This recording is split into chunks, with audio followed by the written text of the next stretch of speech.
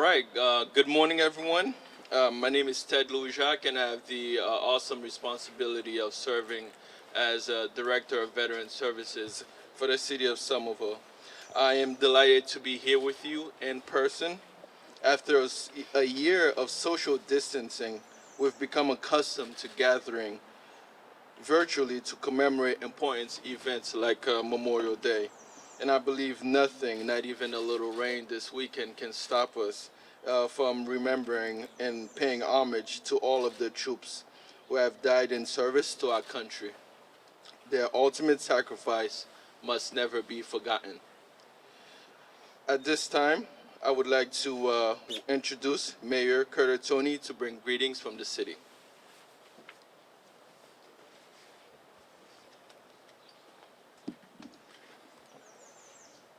Good morning. I want to start by thanking our Director of Veteran Services, Ted LOUIS-JACQUES, and his staff for not only organizing today's events, but doing an incredible job day in, day out in servicing the men and women of our armed services. As Ted has mentioned, first of all, it's good to see all of you and be in close proximity after a year plus of social distancing and much loss, much of which is immeasurable. It's great to be amongst people, the community, especially those who served and sacrificed our nation. It's been not a short year plus, but a long, grueling, and difficult time period that we are not done with, but we've come around the corner. We can think about that difficulty and the loss, but we can never even imagine, compare that to the sacrifice and challenges the men and women who've served our nation and sacrificed themselves on behalf of all of us, our democracy, our tenets, and our values have endured. I also want to thank the City Council for the continued support in all investments and programs of the Veteran Services on behalf of our veterans, but especially I want to welcome the City Council President Matt McLaughlin, a veteran himself, and thank him for his service. For those of you watching this ceremony via live stream or viewing it after the fact, thanks for taking the time to join us to honor our veterans who made the ultimate sacrifice. Memorial Day it's a solemn day of commemoration when we remember those who gave their lives to protect our community and its residents. They were people with families, had friends, hopes, and dreams, who believed so deeply in serving their country that they were willing to put their lives on the line. Many of them, most of them were so young at the beginning of life. And if you take the time to pause, whether in this hallowed ground, and look at the names and their ages or any other like special place, you see so many cut down at their youth. So today we gather to honor and remember those brave individuals and posthumously thank them for their service. We will not forget the sacrifice they made on behalf. Somerville has a long tradition of remembering, and we always will. But it has to go beyond the headstones we place, the corners we dedicate, or the monuments we name on behalf of someone's service. If we can each individually and teach our young guests in our community to pause and ask questions, even of our veterans who are still here, what was it like for you at that moment? What did your family member, your son, your daughter, your brother, your sister, your friend go through? If we don't look back and learn from history, we're doomed to repeat our mistakes, our errors, or relive something we don't have to. That sacrifice, their lives cannot be forsaken. And as we remember our fallen veterans, we also hold their loved ones in our hearts. That's important. Many of their friends, their families, their loved ones, those who cared about them, carried and were burdened by those scars and that trauma for years moving forward, some of them here today. I'm sure for some, today brings up painful thoughts about what could have been. For those mourning a loss this Memorial Day, I hope you find some solace in the memorial ceremonies taking place here in Somerville, in the Commonwealth, and around the country today. Last year, COVID-19 kept us apart, but again, I'm thankful that a year later, we're able to gather in person at the Veterans Memorial Cemetery here as we have in the past. I do want to recognize and say thank you to our veterans here who served this country, but also to keep the memory of your brethren alive.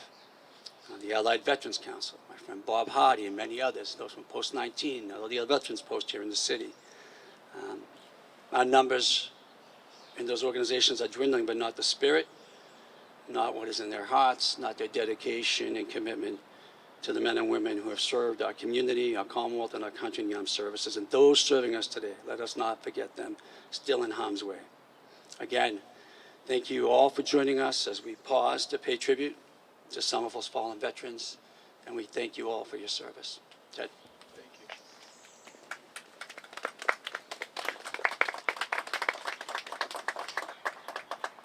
Thank you, Mr. Mayor. Every time I walk and I visit this cemetery, I walk by the names behind us to see the local heroes lost in past wars, and recognizing that our liberties as Americans come as a price. By the way, I would like to say this, none of this, again, would not have been possible without the help of my colleague, Shannon, who helped, this past Saturday under the rain, which is in the back. We placed the flags and the flowers at each of the tombs, and I'd like to recognize her for that. So thank you, Shannon. So at this time, I would like to introduce Councilor McLaughlin to bring greetings from the City Council.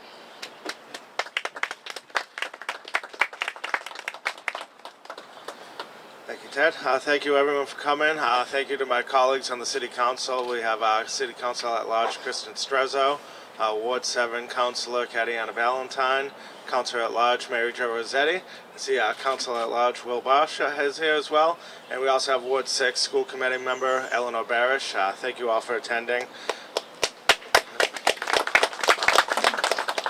As we emerge from the coronavirus pandemic, I would like to take a moment to remember the many people who died in service to their country from disease.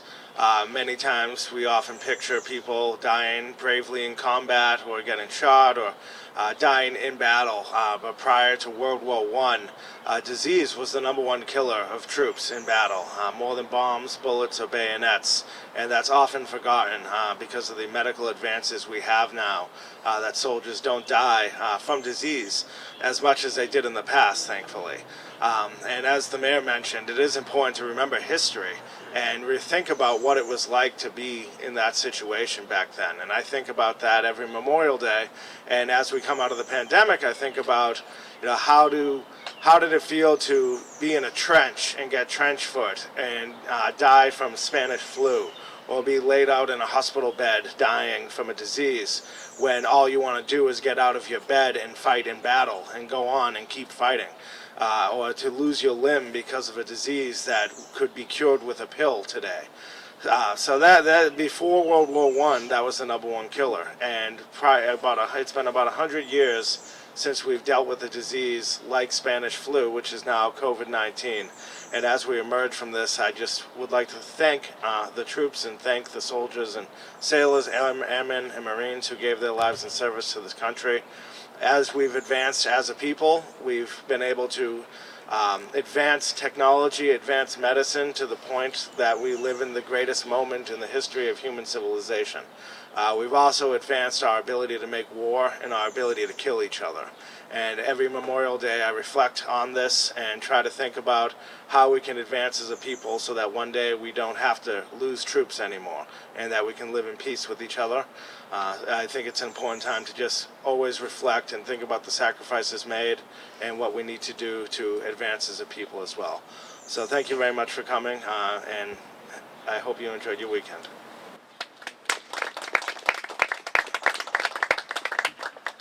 Thank you, Councilor. At this time, I would like to welcome one of our Vietnam War veteran. He's a past commander of the DAV and a board of directors for the American Legion Post 19, and is also a lifetime member of the VFW. So at this time, please welcome Mr. Tom White.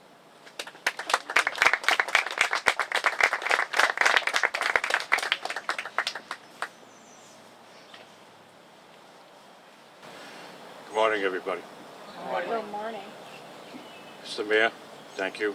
Councilman, Director Ted, I thank you for this. This is not usually my parte speaking. I try to think what I wanted to talk about as far as memorial. I served in Vietnam in 1969 and 1970. I've been a resident of Somerville for 20 years. I did grow up in Hyde Park. And I actually enlisted. I'm in my senior year of high school in 1968. I enlisted what they called the 120-day delayed program, April 19, 1968. Then I went active duty on August 11, 1968. I went to Vietnam on August 11, 1969. My job was at that time, I was what they call the communications center specialist. That's what I went to school for. Basically, I was the crypto guy. But in the school training, I would have been working in an embassy. But when I went to Vietnam, it became a radio teletype in all radios. Luckily for me, radios was a hobby of mine. So I kind of fit in, and it was okay. I was in the 1st Cav Division, as our esteemed Commander Bob Hardy also was in the 1st Cav. I remember receiving a message from President Nixon when I got a flash message that we were going to invade Cambodia because all the weapons and artillery was over the Cambodian border. So multiple divisions, including the 1st Cav, which was called the Fishhook, 50,000 troops went into Cambodia. They stopped them after 19 miles. But they recovered so much ammunition. They had bunkers underground the size of Stop and Shop. And because of what they did, a lot of the troops coming over the border was halted temporarily. After that, on June, General Casey was our commanding officer at the time. He came to Phuc. Actually, I was at Phuc Vinh. It was Division Artillery, or we used to call it Davadi. He came, we were awarded a Meritorious Unit Citation for our operation during the Cambodian invasion. And that was in June. In July 7, 1970, General Casey and his staff took off to go to Cam Ranh Bay to see the wounded. We found out about 6 hours later, him and his entire staff crashed and died. One of the few generals that died in Vietnam. Now, I didn't know at the time, on August 11, I went to the orderly room and usually just the first sergeant, the captain's there. So all of a sudden there's a captain, there's a major, there's a colonel, and I'm saying, did I do something wrong?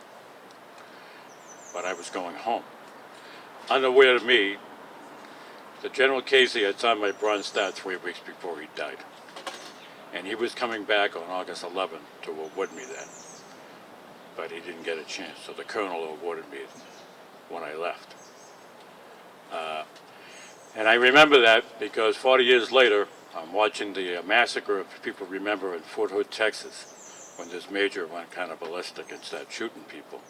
Well, there was a memorial in the lieutenant general that was doing the remembrance in Fort Hood, Texas, was General George W. Casey Jr., the son of the father that I served under. And with the help of John Kerry and Michael Capuano, I got his cell phone number. And all I know is John told me, he said, Tommy, you're lucky you still have a clearance. Because you're lucky the FBI wasn't knocking on your door. So we became friends. And he actually grew up in Austin, Brighton, and his wife Sheila grew up in Dorchester. So we had talked during the holidays for the last 10, 15 years. He actually became the 36th Chief of Staff under President Obama, the highest ranking 4-star general. And we had remained friends. I was on to walk in Fenway Park in 2017 in July. So we stood in a row going into the Hard Rock Cafe, and the general was giving out one of the pins. One of the pins that I wear is a 50-year Vietnam pin. So he was giving the pins in a medal and whatever it is. So all of us said, no, Tom, I'm not giving it to you. I'm putting it on you. So I can hear these guys, who the heck is he? Right. So I was on it last year. They opened a memorial, an amphitheater in Austin. 200-seat amphitheater and a dedication monument for General Casey. General Casey Jr. invited me last July, and I was honored to wear the honor guard uniform at the presentation. It was the 50th anniversary of General Casey dying. So I will be going there next month, July 7th, to honor his monument. He is buried in Untitled National Cemetery. Again, this means a lot to me in the Hollow Grounds. My parents are both buried in Bourne National Cemetery. My father served in the Merchant Marines when he got married in 1938, and he served from 1938 to 1945 as a captain of oil tanker in the Atlantic and the Pacific, and he never came home until 1945 when the war was over.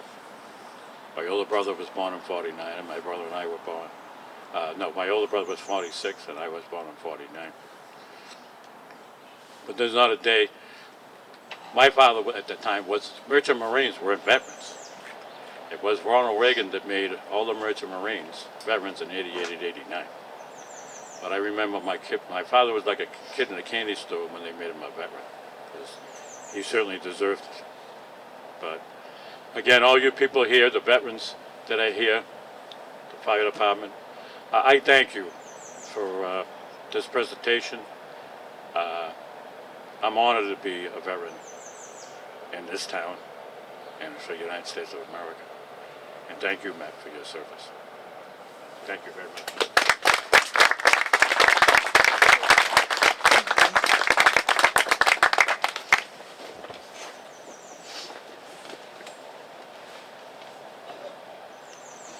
So today we gather at cemeteries, monuments, parks all over the country, in cities big and small.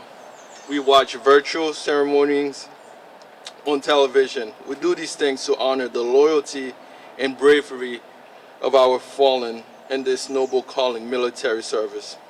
While this day is typically spent recalling the valor of men and women who died in combat, we must never forget those quiet professionals who answered that noble calling to serve the people of the United States during peacetime as well. The history of our nation and those who serve can be summed up in a short and simple yet fitting phrase. They are ordinary people who, by virtue of their service and sacrifices, are extraordinary. It is our responsibility as citizens to remember the nation's brave fallen men and women, and to never forget them who know all too much the cost of our freedom, for their service to this country is the greatest gift of all. Therefore, we do the street memorials, the dedications. So today, I am very happy to announce that the City of Somerville will become, if not the first in the Commonwealth, to honor living veterans with street dedications and corners. This idea came directly from conversations with you guys, our veterans, over the past year during the pandemic. I know this will directly impact you and the community in a positive way. In the past, especially this past weekend, we did 3 different street dedications. And so often we hear, I wish my dad was here to see this. I wish my mom, my grandfather was alive to see this. In the past, we have only commemorated the lives of our fallen heroes, and too often during the living ceremonies. While this has been a noble tradition for many years, it is time we recognize the heroes currently living in our community and celebrate them now while they are alive. With this announcement, We will reform our Commission on Monuments, Memorials, and Dedications. And starting on July 1, you can submit applications to our office. The Commission will review all documents submitted in order to determine eligibility. So please, if you have any veterans in your family, friends that you feel like should be recognized not only for their service to their country and then the military, but in their community here in Somerville, don't hesitate to reach out to us. So at this time, I would invite Mayor CURTATONE and City Councilor McLaughlin to place the wreath at the monument out front.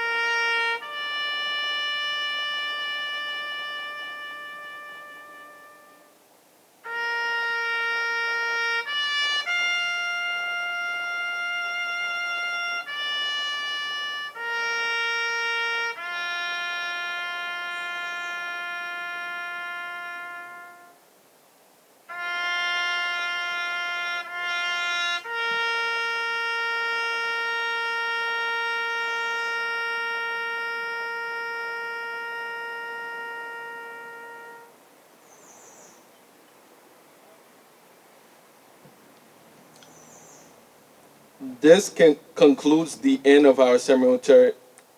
This concludes the end of our ceremony.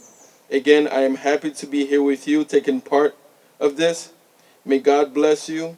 May God bless our nation and guide her through these challenging times. Thank you. Thank you for your service and for the sacrifices your family has made through military service. And may God always protect our troops. Thank you.